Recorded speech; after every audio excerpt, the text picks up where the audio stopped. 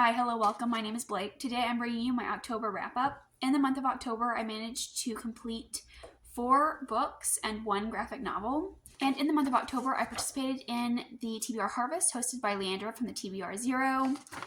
And I didn't complete all of the prompts that I wanted to, but I did complete all 5 of the cat prompts. I collected 1 ghost and just 1 pumpkin, but I did have a great time doing the pumpkin patch and doing the shelf search that she put up. So big thank you to Leandra for creating that readathon. I'll leave a link down below if you're curious.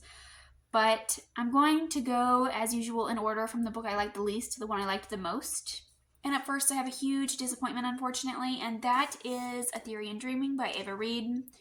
This is the sequel to A Study in Drowning, and I really enjoyed A Study in Drowning, even though I feel like it wasn't my cup of tea. Like, going into it, I didn't think I was going to like it, and then I ended up being really surprised by A Study in Drowning. So I was very excited to go into this one. It was a very anticipated release for me. And then I got into it, and I feel like I didn't even recognize these characters from book 1. They didn't feel like themselves. There was a lot of the growth that they had, I feel like, was stripped away, especially our girl Effie. I didn't know her. Who was she in this book? She fought so hard for something in book 1. She showed so much strength and she developed so much confidence at the end, and I was so happy for her. I was just really rooting for her. And in this book, she does all that effort to get something, and when she gets it, she just doesn't even fight for it. She doesn't even bother to try, and that doesn't sound like her at all. And then we have Preston, and I really liked him in book 1 as well. I really liked how considerate he was. He was calm. He was very much someone who was honest and sincere, and he was a good communicator. And then in this book, it was out the window. This whole book was just miscommunication. We have these characters that are both mentally struggling a lot, and they know that the other person is struggling, yet they don't talk about it. They don't get them help. They don't help themselves, and they know that they are mentally struggling. They know that they are not doing well. And that was weird, especially considering their relationship in book 1 where they were helping each other. And then in this book, it just kind of like doesn't happen. The story had no plot. And I was just not interested in the story it was telling. It seemed like Preston was more the main character in this one and Effie was more of a side character, but she still had POV chapters that felt incredibly boring and dull. She mostly just spent this book sleeping. I was very disappointed in this one. I thought the mental health rep was not the best, and I really struggled with the end of this as well.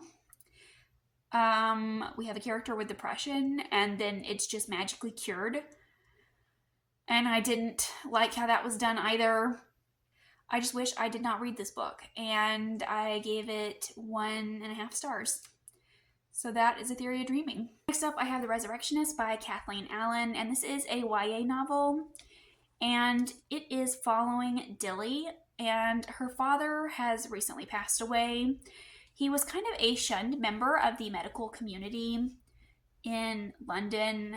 He had some very interesting beliefs about bringing a soul back to life. And so Dilly finds his journals and believes that she can carry on his work and prove that she as a woman deserves to have a spot in medicine. So it is a very Frankenstein-inspired tale. It's a very atmospheric, gothic Victorian. We're grave robbing. We are, in the medical underworld. We are, doing some questionable and gross things. And I did enjoy those aspects of this book. But ultimately, I feel like this book was just okay for me. I ended up giving it 3 stars. The biggest kind of takeaway from this book is that Dilly is kind of reflecting back on the events that happened. So she's kind of warning us about things before they're revealed. And I feel like that pulled a lot of the stakes from the story because we were kind of spoiled for what was going to happen. So because it didn't have those stakes or those emotional punches, it kind of took away from the story for me. I was hoping that the author would surprise me and pull something out of the hat that was different or unique. But alas, that's not what happened. I do feel like it was very predictable, but at the same time, it was a fun and a quick and enjoyable read. It's only about 300 pages. So I read it in one sitting. I'm not sorry about reading it. I would check out another work by this author, but ultimately I ended up giving it 3 stars. Next up, I have Only a Monster by Vanessa Lynn, and this is another YA novel, and we are following our main character Joan, who is living with her eccentric family.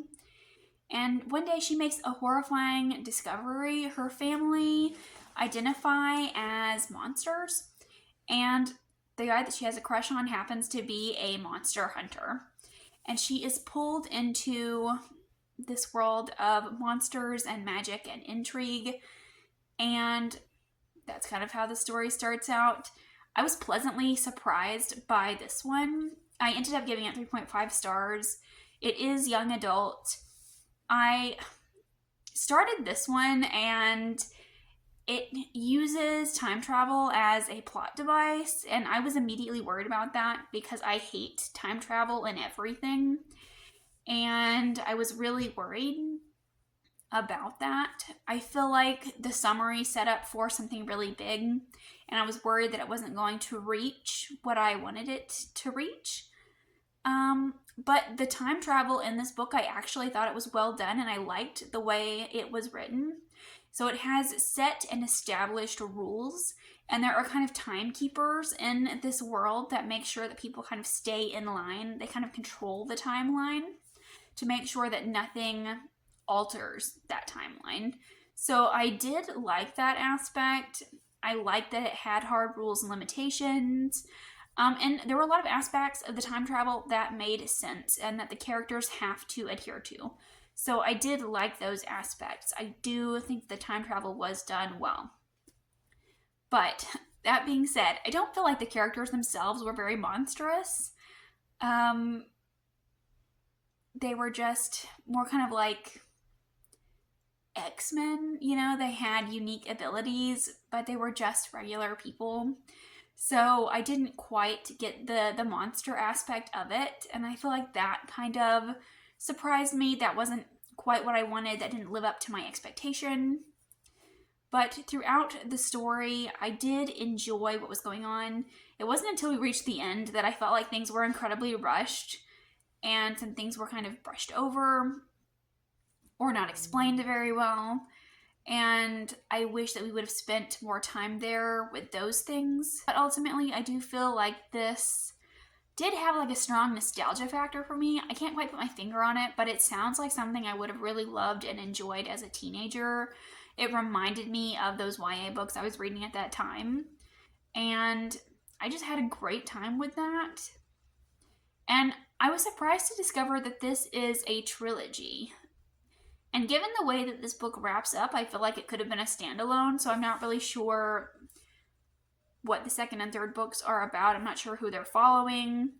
So I don't know that I'll continue on, but I did enjoy this book for what it was. So Only a Monster, 3.5 stars. And next up, I have Fangs by Sarah Anderson. This is a graphic novel. It's very short. It's about 100 pages. And it is incredibly cute and wholesome. We have a vampire girl and a werewolf man who fall in love and date. And it's quite humorous at times.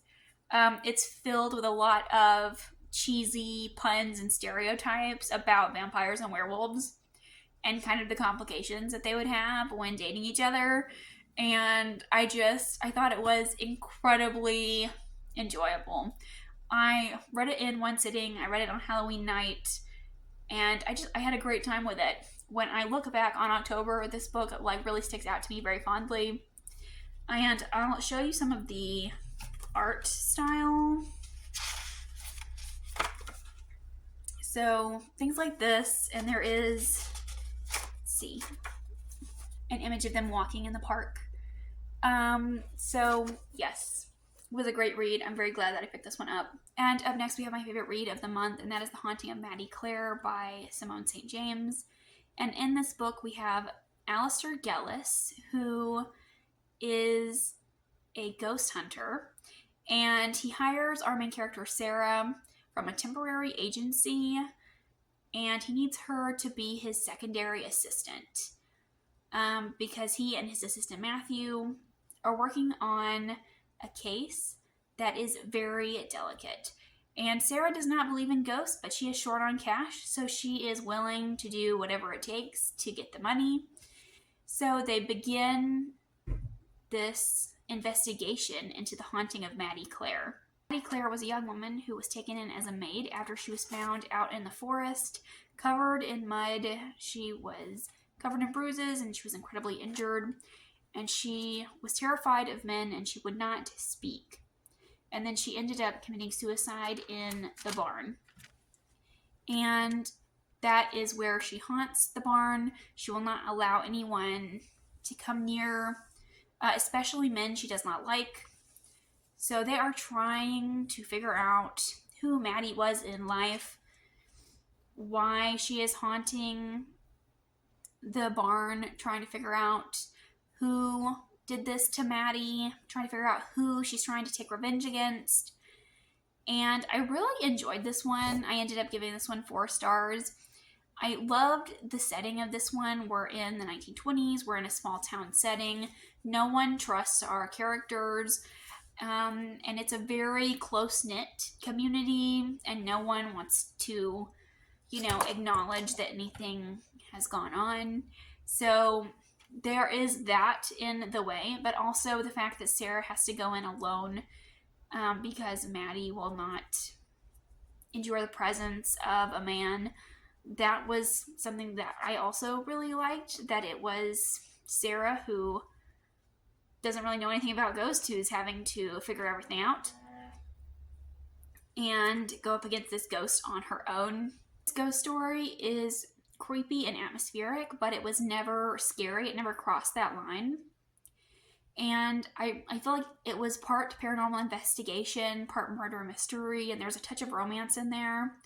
I personally never liked the romance. I never understood why these characters liked one another. They didn't seem very friendly towards one another, so I don't know why that romance had to be there. But I really liked these characters. I liked getting to know their backstories, and I liked, figuring out what made everyone unique and why they started believing in ghosts, or why they were in this business of ghosts, and seeing how they view ghosts and how they viewed the afterlife. And they were all so different and so unique. And I was really rooting for some of them, especially Maddy. I really wanted her to get revenge on everyone who wronged her. But yes, that is The Haunting of Maddy Clare, my favorite read of the month. I ended up giving it 4 stars. I buddy read it with a friend, and I feel like that reading experience, just being able to talk to someone about it, made it even better for me. But those are the books that I read in the month of October. Let me know what you've read recently. Let me know if you've read any of these. I would love to hear your thoughts. Thank you so much, and I'll see you again with another video soon. Bye.